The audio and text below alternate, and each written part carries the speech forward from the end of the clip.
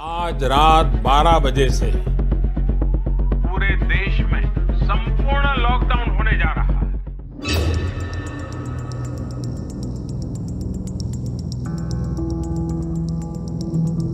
করোনার দিনগুলো মনে আছে? অনেকে হারিয়ে গেলেন চিরতরে, কত সম্পর্ক হারিয়ে গেল, তৈরি হলো শূন্যতা।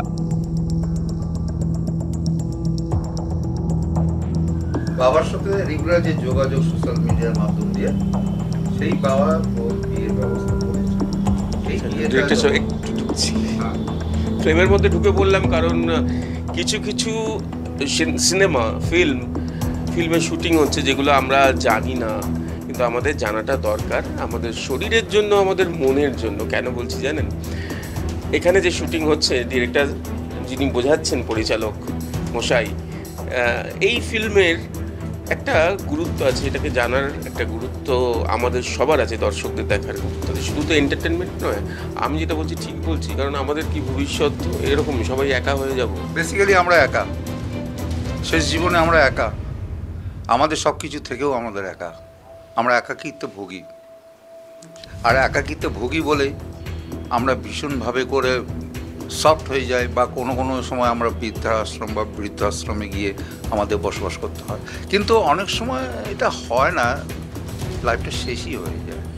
আমি যেটা দেখি যে আমার জীবন না, যেটা যেটা এই ফিল্মের যেটা মূল উপযোগ্য আর কি, যেটা কাহিনী যেটা সেটা তো সেদিকেই দিক নির্দেশ করে। এবং আমাদের কোথাও কি করোনার পরে এটাই বলেছে যে নেক্সট যে মহামারী হতে চলেছে সেটা হচ্ছে একাকিত্ব। কেউ কারোর, এটা কোনো চিকিৎসা নেই, এর কোনো চিকিৎসা নেই, আর হবেও না।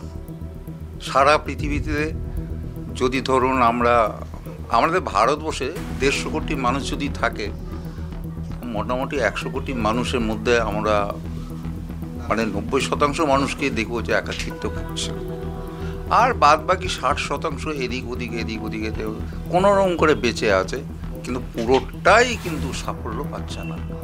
একাকিত্ব শুধু পারিবারিক না, মানসিকভাবে অনেক দিক দিয়ে হওয়া যায়, কিন্তু এক্ষেত্রে আমি পারিবারিকটাকে ধরলাম একটা কেন্দ্র করে, যে করোনা আমাদেরকে একাকিত্বটাকে আরও বেশি প্রকটভাবে করে দিয়েছে।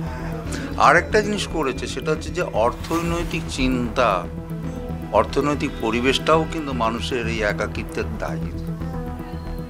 আপনি চেষ্টা করলে যদি আপনার পকেটে প্রচুর পয়সা যদি থাকে, অর্থ থাকে, হয়তো আপনি কিছুটা সময় পাবেন, কেউ আপনার সাহায্য দেবে।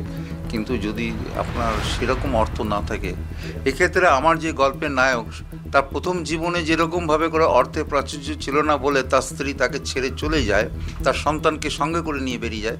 পরবর্তী পর্যায়েতে এই যে তার নিজের সন্তান, সে অন্যের দ্বারা পালিত হচ্ছে, সেখানে গিয়ে বসবাস করছে, কিন্তু সেও একাকিত্ব ভুগছে। না, করোনার সময় তো এরকম হয়েছে, বহু আমরা জানি যে বহু সন্তান নিঃসন্তান, মানে বাবা মাকে হারিয়েছে, তাদের ভবিষ্যৎ অন্ধকার হয়ে গেছে। সেখান থেকে কেউ বেরিয়েছে, সেটা সংখ্যায় কম। চারিদিকে তো দেখছি যে মানে হাই ফিল্মের যে হচ্ছে, এখন যে ফিল্ম চলছে তাতে এন্টারটেনমেন্ট, কিন্তু আপনার বিষয়টা একটু অন্যরকম। প্রযোজক পাওয়া কি মুশকিল ছিল? প্রযোজক পাওয়া মুশকিল বলতে গেলে পরে আমার কাছে সুবীরদার কাছে আমি আসি, সুবীরদাই একদিন আমাকে ডাকলেন। আমার সঙ্গে সোশ্যাল মিডিয়াতে ওনার সঙ্গে খুব ভালো বন্ধুত্ব আছে, আমরা ভীষণ ভালো বন্ধু কাজের বাইরে। কাজের সময় উনি আমার প্রডিউসার, আমি ওনার ডিরেক্টর, এর বেশি কিছু নই। কিন্তু কাজ মিটে গেলে, ফ্লোর থেকে বেরিয়ে গেলে কিন্তু আমরা হাহা হি করে গল্প, তখন চ্যাপ্টারটা ভুলেই যাই যে আমরা ডিরেক্টর প্রডিউসার। উনি খুবই ভালো লোক। তো স্ক্রিপ্টটা শোনার পরে তো বলে যে এটা কি করবেন, আমরা কাজ করতেই চাই, বা চলুন আমরা কাজটা করি। উনিও এগিয়ে এলেন, আমাদের হাত ধরলেন, আমরা সবার হাত ধরলাম, কাজটা এগিয়ে চলছে। আপনারা এলেন, আপনারা জানলেন। বড় বড় প্রডিউসার বোধহয় এইসব ফিল্ম, এই ধরনের ফিল্ম করবেন না, তাই না? তার কারণ কি মনে হয়, কারণ এটা তো মেসেজ আছে। হ্যাঁ, তারা যদি চায় ভালো ছবি বানাতেই পারে, ছবিটা শুধু বিনোদন হবে কেন? রামকৃষ্ণের কথায় যদি যায়, থিয়েটারের নখ শিক্ষা হয়, তাই এটাও তো থিয়েটারই। কাহিনীর সঙ্গে বাস্তবের এত মিল যে অভিনয়ে আবেগ আসছে সাবলীলভাবে, বলছেন অভিনেতা অভিনেত্রীরা।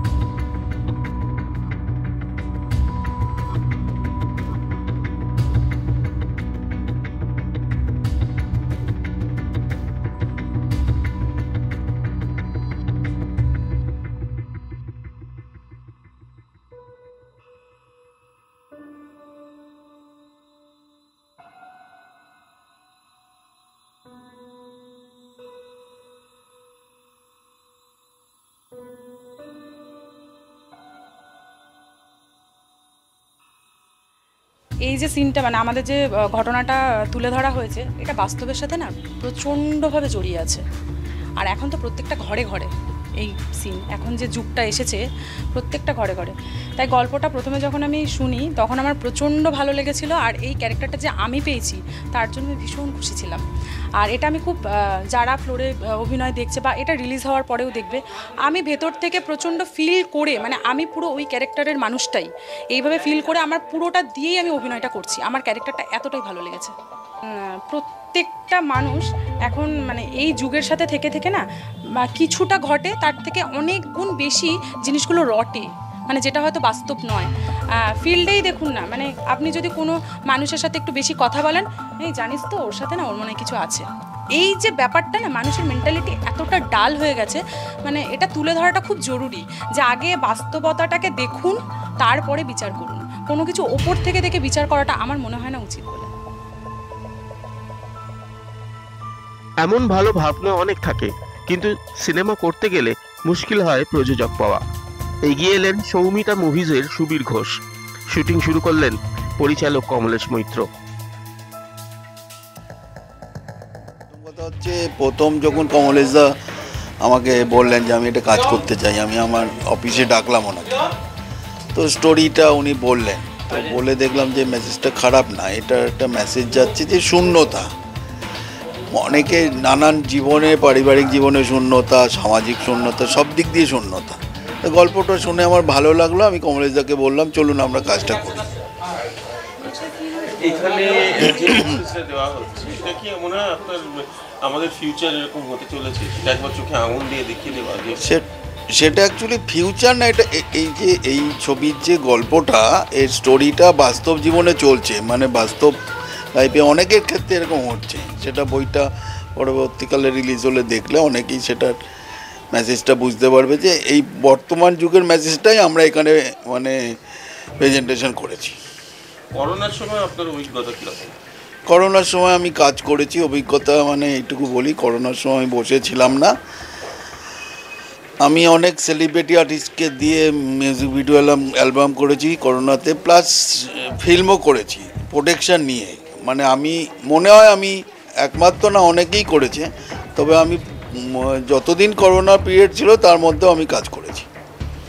তখন এরকম তো দেখেছেন যে আপনার ছবিতে যেটা রয়েছে যে বাবা মাকে হারিয়েছে মেয়ে? হ্যাঁ, ডেফিনেটলি এরকম অনেক ঘটনা দেখেছি, আমাদের সমাজের আশেপাশেও দেখেছি, এরকম বহু ঘটনা ঘটেছে, তো এটা বাস্তব আর কি। আরেকটা কথা বলবো যে আপনি দর্শকদের উদ্দেশ্যে কি বলবেন, আর ফিল্ম ইন্ডাস্ট্রির অন্যদের উদ্দেশ্যে কি বলবেন, যে এই ধরনের ফিল্ম হওয়াটা দরকার যেখানে কিছুটা? হ্যাঁ, এই ধরনের বাস্তব ঘটনা নিয়ে যেহেতু একটু ফিল্মটা, এটা যেহেতু শর্ট ফিল্ম, এটা আমার মনে হয় পরবর্তীকালে যদি এটা ফিচার ফিল্ম হয় সেক্ষেত্রেও এর এফেক্টটা খুব ভালো। দর্শকদের উদ্দেশ্যে বলি, আপনারা ফিল্মটা রিলিজ হোক, দেখবেন, তাতে আশা করি ভালোই লাগবে, এটার গল্পটা খুব ভালো। করোনার সময়টা মনে আছে, একটার পর একটা অ্যাম্বুলেন্সের আওয়াজ, রাস্তা ফাঁকা, এক শূন্যতা নয়, অনেক শূন্যতা। আর সেই শূন্যতা কোথাও গিয়ে আরেক মহামারীর কথা বলেছিল, এবং যে মহামারী হয়তো সামনের দিনে আসতে চলেছে। Social message, social media, net দুনিয়া, সেখানে শুধুমাত্র নিজেদের মধ্যে দর কষাকষি, লড়াই, আর নিজেদের পরিবারে ফাটল, আসল সম্পর্কে ফাটল, নিঃসঙ্গতা।